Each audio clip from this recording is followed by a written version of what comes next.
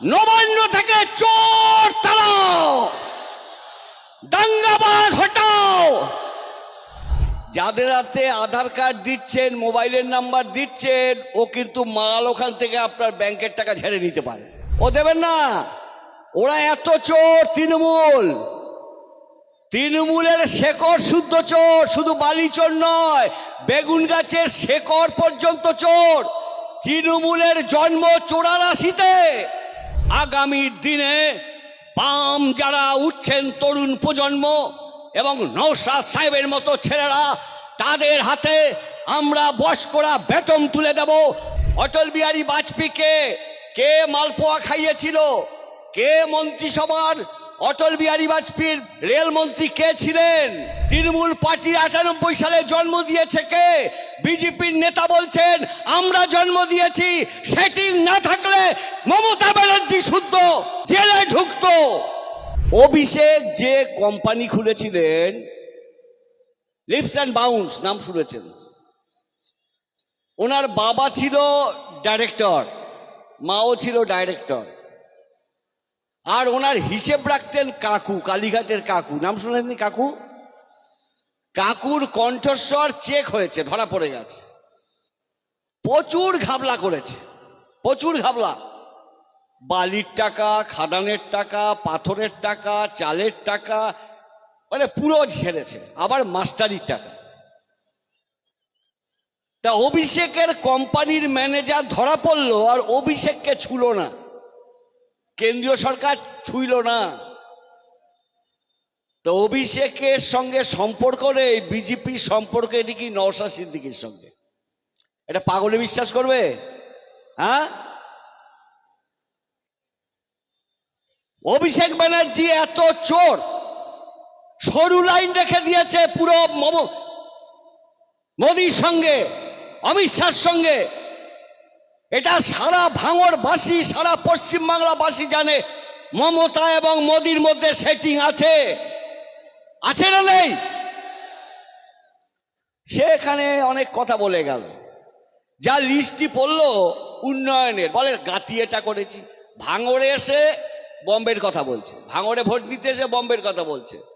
গাতি এইটা করেছি, পার গাতি এটা করেছি, ঈশ্বরীপুরে এটা করেছি, ওখানে জলের ট্যাঙ্ক করেছি, এইসব কথাবার্তা, এইসব বললো এত উন্নয়ন। আর শেষে আমার হাতে 50,000 ঘরের টাকা আছে, 50,000 আছে, 3 বছরে দেব। আর দেখলুম কাল বাগবাড়ি থেকে ফোন করেছে, বলে কাকু ওখানে চ্যাটা ফেলে আধার কার্ড নিচ্ছে তো, আধার কার্ড ঘর দেবে। আমি একটা কথা বলি, এখন মোবাইলের সঙ্গে ব্যাংকের সঙ্গে আধার লিঙ্ক আছে তো? হ্যাঁ, যাদের হাতে আধার কার্ড দিচ্ছেন, মোবাইলের নাম্বার দিচ্ছেন, ও কিন্তু মাল ওখান থেকে আপনার ব্যাংকের টাকা ঝেড়ে নিতে পারে। ও দেবেন না। ওরা এত চোর। তৃণমূলের শেকড় শুদ্ধ চোর, শুধু বালি চোর নয়, বেগুন গাছের শেকড় পর্যন্ত চোর। তৃণমূলের জন্ম 84-তে। অনেকে রাশিতে বিশ্বাস করেন, এ পার্টি হলো 84-র পার্টি।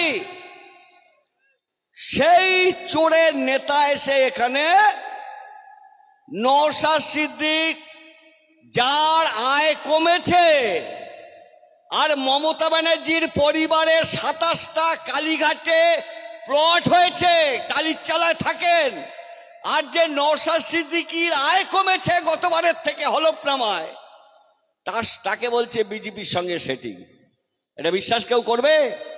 15 বছরে উনি তো একটা ছোট পার্টি, জনপ্রিয়তা হয়েছে। আর মমতা তো পুরো রাজ্য চালাচ্ছে। 15 বছর রাজ্য চালাচ্ছ। মমতা ব্যানার্জি কে? মোদিকে ফুল পাঠিয়েছিল কে? আর কে অটল বিহারী বাজপেয়ীকে কে মালপোয়া খাইয়েছিল? কে মন্ত্রিসভার অটল বিহারী বাজপেয়ীর রেলমন্ত্রী কে ছিলেন? কে আজকের ছিলেন? তৃণমূল পার্টি 98 সালে জন্ম দিয়েছে কে? বিজেপির নেতা বলছেন আমরা জন্ম দিয়েছি। সেটিং না থাকলে মমতা ব্যানার্জি শুদ্ধ জেলে ঢুকতো। একবারও তাকে সিবিআই এত চুরি কেলেঙ্কারি হচ্ছে, মাথায় আছেন মমতা, সিবিআই তাকে একবারও ডেকে হ্যারিং করেনি। মমতা ব্যানার্জি জেল খেটেছে। মমতা ব্যানার্জি বামফ্রন্টে বলে একদিনও বুদ্ধবাবু জ্যোতিবাবু জেলে ঢোকাননি, কিন্তু নওশাদ সিদ্দিকী তার দলের সমাবেশ করতে গিয়ে তাকে 40 দিন জেল খাটালো। চুরি কেসে জেল খাটিয়েছে? হ্যাঁ, কোনো ঘাবলা করেছে? অনুব্রতর মতো বালি কেলেঙ্কারি, পাথর কেলেঙ্কারি, অভিষেকের মতো সোনা কেলেঙ্কারি, আর তার বিরুদ্ধে সে ফটাফট কথা বলে যাচ্ছে, মানতে হবে। আমি একটি ব্যাখ্যা দেব না, সেটা আমার প্রিয় আইনজীবী বলে গেছেন ফিরদৌস, যে তার কি করে সিকিউরিটি হলো। আমার নিজের মনে আছে, প্রথম জিতেও বামুনঘাটা পার্টি অফিসে এসেছিল, তারপরের দিন যখন ভাঙড় ঢুকতে যায় বৈরামপুরে অ্যাটাক হয়েছে, তারপরে যখন ভাঙড় ঢুকতে যায় অফিস পায় না একটা বিধায়ক। আমি মাঝারেটি গ্রামবাসীকে সালাম জানাবো, তারা অফিস খুঁজে দিয়েছেন, আমি তাদের কাছে কৃতজ্ঞ ভাঙড়বাসী হিসাবে, একজন ভাঙড়ের জনগণ হিসাবে। তার উপরে প্রাণঘাতী আক্রমণ। পঞ্চায়েত নির্বাচনে কি হয়েছে ভাঙড়ে? গণতন্ত্র রক্ষার জন্য এখানকার ছেলেমেয়েরা যেভাবে লড়াই করেছে তা পশ্চিমবাংলার ইতিহাসে সংরক্ষণে লেখা থাকবে, শুধু ভোটাধিকার পঞ্চায়েতে দাঁড়ানোর জন্য। সেই লড়াকু নেতাকে তুমি যাতা বলে যাবে আর ভাঙড়বাসী মেনে নেবে? ভাঙড়বাসী, নওশাদ সাহেব ও ভাঙড়বাসীর কাছে কৃতজ্ঞ, তাকে এখান থেকে জিতিয়েছিলেন, আমরাও কৃতজ্ঞ। আজকের তিনি ভাঙড়ের নেতা নন, তিনি আজকের সারা পশ্চিম বাংলার নেতা হয়ে উঠেছেন। যেখানেই যাচ্ছে লক্ষ লক্ষ মানুষ সাড়া দিচ্ছেন। এটা শুধু পীরের বাড়ির ছেলে হলেই হয় না, এটা হয়েছে তার লড়াই, গণতন্ত্রের লড়াই, জমির জন্য লড়াই, বিধানসভায় সততার পরিচয় দেওয়া, নিজেকে কোনো, তিনি বলছেন আমি কোনো বিভাজনের পক্ষে নেই, কর্মসংস্থানের জন্য লড়াই। মীনাক্ষী জেলে গেছে, তার পাশে দাঁড়িয়েছেন। বিদ্যুৎ মণ্ডল খুন হয়েছেন, তার পাশে দাঁড়িয়েছেন। তিলোত্তমাকে যখন, অভয়াকে যখন খুন করা হলো আরজি করে, আর মমতা বললেন মেয়েরা 8টার পর বেরোতে পারবে না রাস্তায়, তখন নওশাদ সিদ্দিকী রাস্তায় দাঁড়িয়ে লড়াই করেছেন, আদিবাসীদের জন্য লড়াই করেছেন, শিক্ষার জন্য লড়াই করেছেন। তার স্লোগানের মধ্যে বামপন্থীদের স্লোগান। আমরা যারা বামপন্থী তারাও বলছি আমাদের সমস্যা হলো মজুরির। লেদার কমপ্লেক্স হয়েছে, মজুরি কম। লেদার হয়েছিল বলে আজকে ভাঙড়ের ঘরে ঘরে মানি ব্যাগের কারখানা হয়েছে, কিন্তু মজুরি কম। উনি বলছেন মজুরি বাড়াতে হবে, বামপন্থীরা বলছে মজুরি কমে যাচ্ছে। 100 দিনের কাজ আজকে দেখলাম আমরা ভাঙড় বলে লিখেছে। 100 দিনের কাজের ব্যাপারে নওশাদ সিদ্দিকী কোন লড়াই করেছেন? আবার দেখলাম উনি একটা কেন্দ্রীয় সরকারকে চিঠি দিয়েছেন, সেইটাও এখানে। আমি বলছি 100 দিনের কাজ চালু হওয়ার জন্য মামলা করেছিলাম আমরা ক্ষেত মজুরি ইউনিয়ন। এই যে তৃণমূল কংগ্রেস এবং বিজেপি পশ্চিমবাংলায় তৃণমূল চুরি করে, কাটমানি করে 100 দিনের কাজ বন্ধ রেখেছিল, ক্ষেত মজুর ইউনিয়ন থেকে আমরা মামলা করে বাধ্য করেছিলাম এই কাজ চালু করবার, আমরাই করেছিলাম।